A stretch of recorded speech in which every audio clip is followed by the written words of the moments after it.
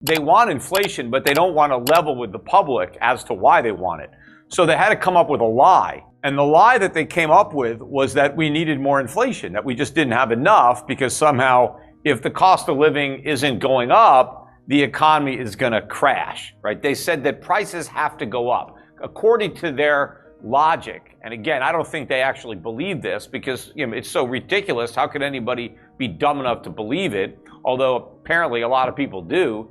They said that if prices aren't going up, people won't buy stuff.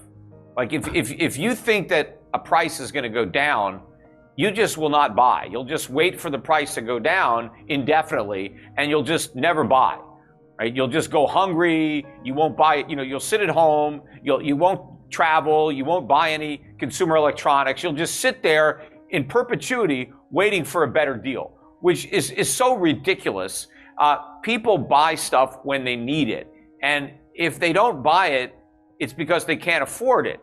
And if you can't afford it, the only way to afford it is to let the price go down, right? I mean, if you go back and look at the first cell phones, how many Americans bought those cell phones that Gordon Gekko had?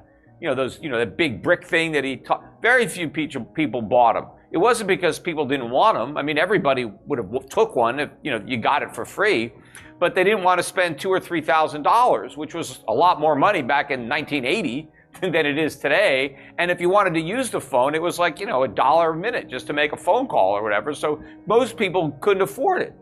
But the reason that everybody has a cell phone today is because the price came down. The idea that we need prices to go up to get people to buy stuff is complete nonsense. So the government came up with this lie to try to, create some cover for inflation. But the real reason that the Federal Reserve and every central bank, it's not just the Fed is the only central bank that's been lying to the public about a need for more inflation. They did it for a number of reasons. One, by printing all this money, they were able to push up the value of stocks, the value of real estate. So everybody felt richer because now their stock portfolio was up or their house was worth more.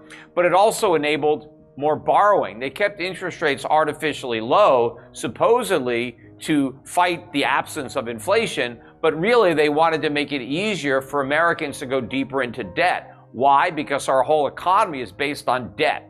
It's based on borrowing money and spending it, borrowing money and buying stocks with it or real estate. So they had to keep the cost of debt low enough for Americans to afford it. So they had to create this pretense for doing it. And that was, we don't have enough inflation.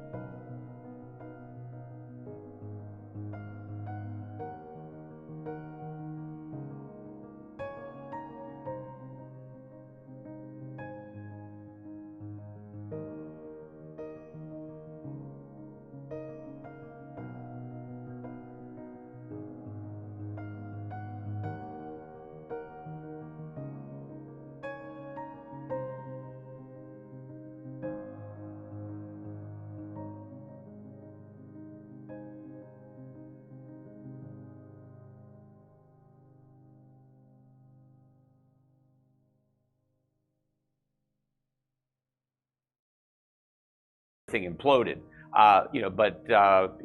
Greenspan got out of Dodge in the nick of time there, and everything fell on Bernanke.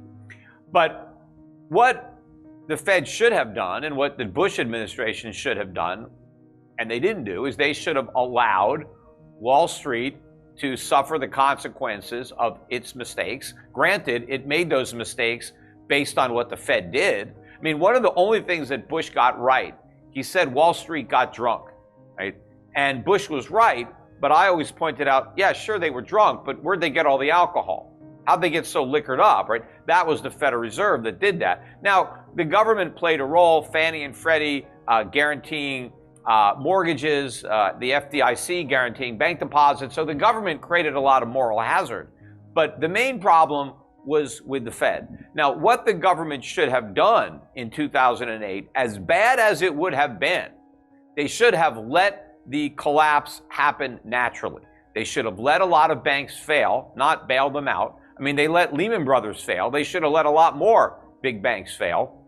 They should not have done QE1, QE2. They shouldn't have done TARP. They shouldn't have slashed interest rates down to zero. They should have let the free market fix the mistakes that the government created. That would have been painful. We would have had an even worse recession than the one we had. But then we would have had a real recovery instead of the phony recovery that we ended up having that sowed the seeds of this next crisis. And the way I described the next crisis was going to be the point where the Fed was going to have inflation and recession simultaneously, which is where we're headed. That they were creating so much inflation that eventually it was going to blow up, and now the Fed was going to be between a rock and a hard place, because so far, every time they fight one of the recessions that they create, they do it by creating inflation. That's what happened. So we created massive inflation following the 2008 financial crisis, and that's how we kicked the can down the road.